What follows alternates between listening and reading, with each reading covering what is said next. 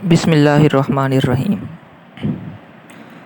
ایک سوال امتحان میں آ جاتا ہے یا بعض اوقات نوٹس کی صورت میں بھی آتا ہے کہ سر سید احمد خان کی جو کتاب ہے آثار الصنادید، وہ سر سید کے تحقیقی مزاج کا عکس ہے۔ کیا آپ اس بات سے متفق ہیں یا نہیں؟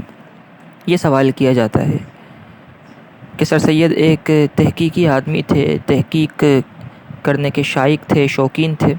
کیا آپ اس بات سے متفق ہیں کہ ان کی جو آثار الصنادید کتاب ہے یہ ان کے تحقیقی مزاج کی عکاسی کرتی ہے؟ یا تو اس طرح سوال آتا ہے یا پھر اس طرح آ جاتا ہے کہ آثار الصنادید پر اور سر سید پر نوٹ لکھیے، یا محض آثار الصنادید پر نوٹ لکھیے، یا اس طرح بھی آ سکتا ہے کہ سر سید احمد خان کی کتابوں کا تذکرہ کیجیے اور ان میں سے کسی ایک پر نوٹ لکھیے۔ تو ہم نے سر سید کی کتب پر تبصرہ اور کتنی کی کتب ہیں سب پہلے بیان کر دی ہیں۔ آثار الصنادید پر آج ہم تفصیل سے گفتگو کر دیتے ہیں، یا اس سے پہلے ہم تہذیب الاخلاق پر بھی گفتگو کر چکے ہیں تفصیل سے۔ تو اس طریقے سے اگر یہ کہا جائے اس سوال میں کہ ان کی کتابیں لکھیں اور کسی ایک کتاب پر تبصرہ کریں، تو ہمارے پاس 2-3 چوائسیز ہوں گی۔ ہم تہذیب الاخلاق پر بھی لکھنا جانتے ہوں گے اور آثار الصنادید پر بھی لکھنا جانتے ہوں گے، تو اس طریقے سے اس سوال کا جواب میں آسانی رہے گی۔ بہرحال ان سوالات کی تمہیدات کے بعد اب آتے ہیں اپنے موضوع کی طرف اور بیان کرتے ہیں کہ سر سید کے تحقیقی مزاج کا عکس ہے یا نہیں آثار الصنادید۔ دیکھیں، سر سید جو ہیں وہ سن 1817 میں دلی میں پیدا ہوئے۔ مذہبی، علمی، مالدار گھرانہ تھا، اور کئی پشتوں سے ان کا خاندان جو تھا وہ لال قلعے سے اس کا تعلق تھا۔ اور ابتدا میں سر سید نے جب شعور اپنا سنبھالا تو مغلیہ حکومت کے شعبہ امانت سے آپ وابستہ ہو گئے، اور مغلیہ حکومت میں ہی آپ کو حکومت مل گئی، سرکاری شاہی نوکری مل گئی آپ کو۔ ابتدائی عمر سے ہی علمی مشاغل سے دلچسپی تھی، عربی اور فارسی کی تعلیم حاصل کی تھی۔ 1830 میں ان کے بڑے بھائی نے اخبار نکالنا شروع کیا، سید الاخبار کے نام سے، دہلی سے شائع کیا۔ تو شروع میں سر سید نے سید الاخبار نامی اخبار دہلی سے شائع کیا، تو شروع میں سر سید نے اپنے بھائی کے ساتھ صحافت میں ہاتھ بٹانا شروع کر دیا تھا۔ یہ دور مغلیہ حکومت کے زوال اور انگریزوں کے عروج کا دور تھا۔ ہندوستان کے مسلمان اور عوام حکومت کی کمزوری کے سبب بہت سے مسائل کا شکار ہونے لگے تھے۔ انگریزوں کا عروج تھا، مسلمان پستی کی طرف جا رہے تھے، احساس کمتری کا شکار ہو رہے تھے۔ سر سید کو اسلام اور مسلمانوں سے محبت تھی، ہم یہ پہلے باتیں ذکر کر چکے ہیں تمہیدات۔ نڈر، بہادر اور جفاکش قسم کے آدمی تھے سر سید۔ مشکلات اور پیچیدہ باتوں سے الجھنا اور انہیں کامیابی سے حل کرنا ان کی طبیعت کا ایک حصہ تھا۔ بے حد دقیق خیالات اور الجھنوں کو بھی حل کرنے کے عادی تھے۔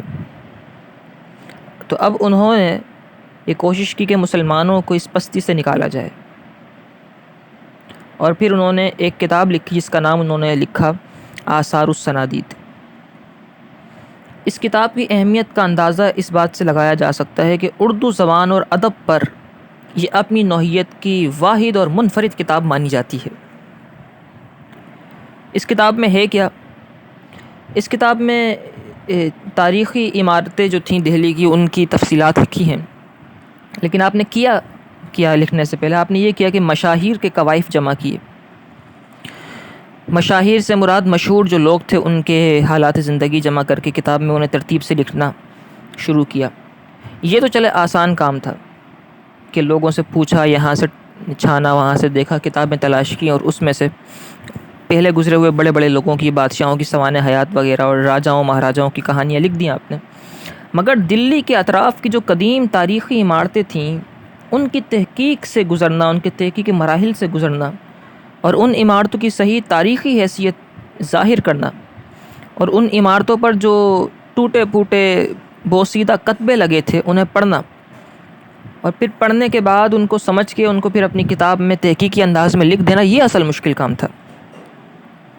اور اس سے بھی بڑی ایک مصیبت یہ تھی اور مشکل یہ تھی کہ ان قدیم عمارتوں کے کتبے میرے خیال میں سمجھ میں آ گیا ہوگا لفظ کتبے، ان تختیوں کو کہا جاتا ہے جو عمارتوں کے باہر لگے ہوتے ہیں۔ انوگریشن سرمنی پر جو ایک تختی ہوتی ہے اس کے آگے سے پردہ ہٹتا ہے، تختی لگی ہوتی ہے کہ اس نے انوگریٹ کیا، اس کا افتتاح کیا اور اس تاریخ کو افتتاح ہوا، یہ سب باتیں اس پہ لکھی ہوتی ہیں۔ قبروں کے بھی کتبے ہوتے ہیں، مرحوم فلاں فلاں تاریخ کو اس دنیا سے رخصت ہو گئے، فاتحہ پڑھیں، یہ کریں، اس طرح۔ تو یہ کتبے کہلاتے ہیں، جو کہ عموماً ہمارے یہاں پہ جو رواج ہے وہ ماربل کی ٹائل کے اوپر جو ہے وہ کندہ کیے جاتے ہیں۔ تو مشکل یہ تھی کہ ان قدیم عمارتوں کے کتبے ایسے مقامات پر تھے جہاں تک جانا اور پھر ان کو پڑھنا جان کو خطرے میں ڈال کر ہی ممکن تھا۔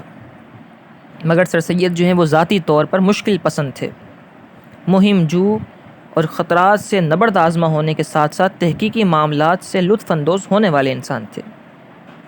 اس لیے یہ خطرناک کام انہوں نے شروع کر دیا اور ایک مدت تک اس ہلاکت خیز تحقیقی کام میں لگے رہے۔ انہوں نے بار بار اپنی جان کو خطرے میں ڈال کر کتاب کے کام کو مکمل کیا۔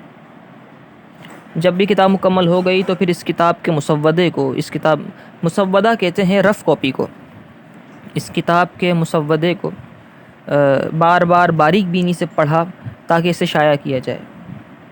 لیکن اس کو شائع کرنے سے قبل انہوں نے ایک اور کام یہ کیا کہ سر سید نے کہ آثار السنادید جو جمع کر رہے تھے کتاب، اس کتاب کو آپ نے قسط وار حصوں میں توڑ دیا، اس کتاب کے کچھ پارٹس بنا لیے اور ان کو پھر قسط وار جو ان کے بھائی کا اخبار تھا سید الاخبار، اس اخبار میں شائع کرنا شروع کیا، تاکہ پہلے اخبار کی صورت میں یہ قسط وار لوگوں تک پہنچ جائے اور پھر ان تمام قسطوں کو جمع کر کے ایک مکمل کتاب کی صورت میں لا کے عوام الناس میں پیش کر دیا جائے۔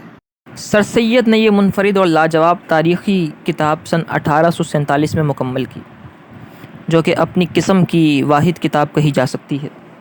اس سے پہلے اردو میں کوئی ایسی کتاب نہیں تھی اور نہ اس کے بعد کوئی ایسی کتاب نظر آئی۔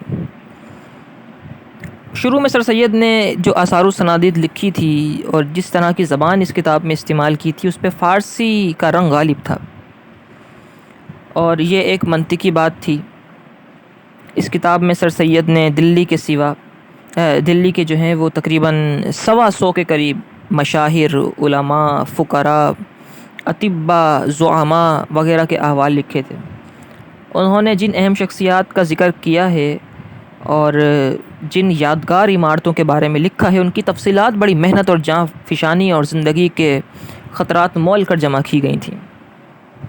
قدیم یادگار عمارتوں کے کتبے پڑھنا بڑا مشکل کام تھا۔ قدیم یادگار عمارتیں اب تو پھر بھی کچھ نہ کچھ ہیریٹیج کی ایک یونیورسٹی، ایک منسٹری ہے، باقاعدہ منسٹری آف ہیریٹیج، جس کا کام ہوتا ہے کہ سنبھالے ان چیزوں کو، لیکن ایسی جگہوں پہ جانا، وہاں کے کتبے پڑھنا جان کو خطرے میں ڈالنے سے خالی اس لیے بھی نہیں ہوتا کیونکہ ہو سکتا ہے کسی بھی وقت عمارت ہی گر جائے، ملبے تلے جو ہیں وہ محقق انتقال کر جائیں، اور ان جگہوں پر پہنچنا، ان کھنڈرات میں جانا جہاں پہ انگریز موجود ہوں یا اس طرح کی معاملات ہوں، تو یہ سارے کے سارے مشکل کام تھے۔ لیکن سر سید کے تحقیقی مزاج کا عکس تھی یہ کتاب، اور ایک محقق جو ہے اپنی جان کی پرواہ کیے بغیر تحقیق میں اتنا مگن ہوتا ہے کہ اسے پھر اپنی جان کی فکر نہیں ہوتی، وہ محض تحقیق اور فن پاروں کی تلاش میں اس قدر مستغرق ہوتا ہے کہ وہ اپنی جان سے بھی آگے جا کے، جان سے ماورا ہو کے پھر کام کرتا ہے۔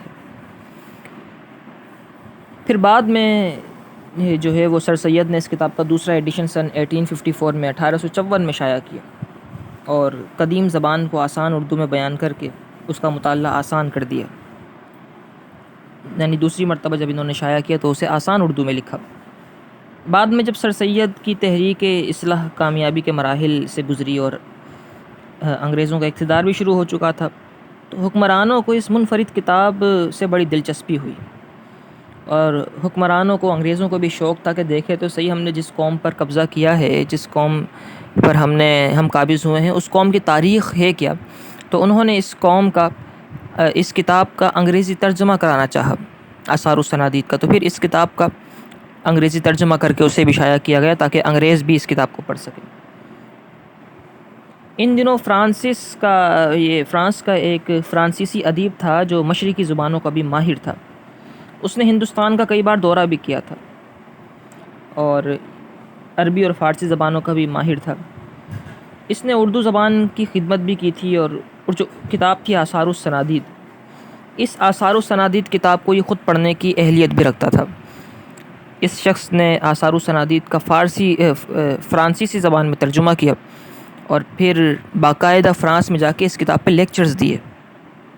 آثار السنادید اردو، انگلش، فرینچ، فارسی، ان چاروں زبانوں میں سر سید کے دور میں ہی آ چکی تھی، اور یہ اس کتاب کی بڑی مقبولیت تھی۔ آثار السنادید بہت مقبول ہوئی۔ بنیادی طور پر ایک تحقیقی کتاب تھی جس میں آثار قدیمہ کے علاوہ مغلیہ دور کے بہت سے مشہور لوگوں کا تذکرہ موجود تھا۔ اس کتاب کی تحقیقی افادیت کی وجہ سے انگریز اور فرانس کا جو ادیب تھا، جسے گارسان دتاسی کہا جاتا تھا، گاف الف را گار سین الف نون گارسان، اور دتاسی دال تے الف سین یا دتاسی کہا جاتا تھا، یہ اور انگریز بھی متاثر ہوئے۔ اور یہ کتاب جب اس کا لندن سے انگلش میں ترجمہ ہوا، اور لندن میں یہ کتاب جب پبلش ہوئی تو سر سید کی دھوم لندن میں مچ گئی، اور اس کتاب کو لندن میں بڑی مقبولیت حاصل ہوئی۔